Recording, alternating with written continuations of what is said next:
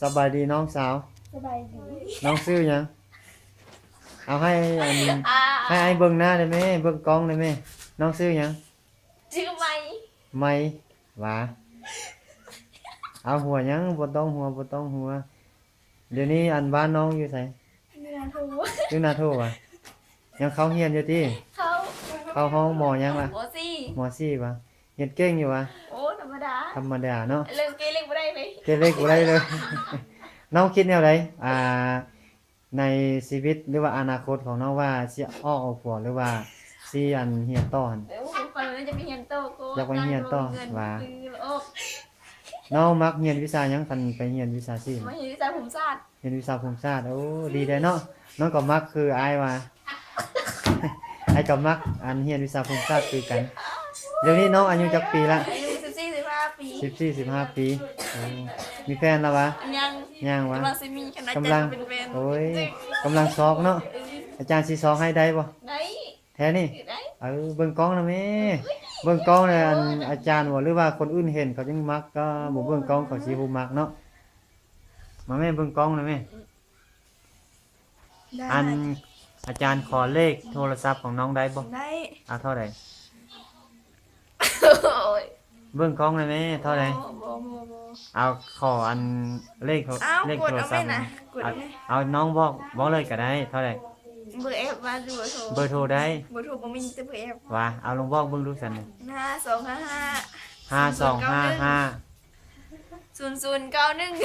0091บ่ตัวติ บ่ตัว บ่แท้ติ แท้ คันแท้ได้ดิโอ้ยลูกสาวไฟเนาะคือว่างามแท้เนาะลูกสาวไฟเนาะคือว่างามแท้ สอนไปสาว คันได้เป็นเมียเนี่ยโอ้ย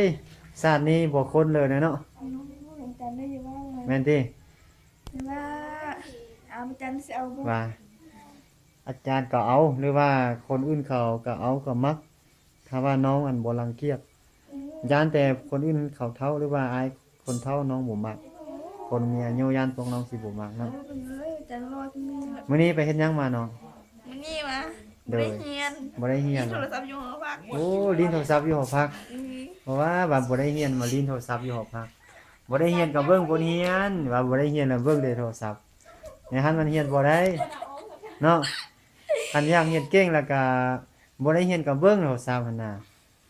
เอ้า บ่แม่นบ่ได้เรียนก็เบิ่งบ่เรียนนั่นน่ะ อาจารย์ แม่นบ่ได้เรียนนำเบิ่งแต่โทร มีป ศั ระ พท์ โยชน์ในบริษัททางวิชาภูมิศาสตร์ได้ คันหูเบิ่งก็เป็นประโยชน์คันหูเบิ่งแล้วก็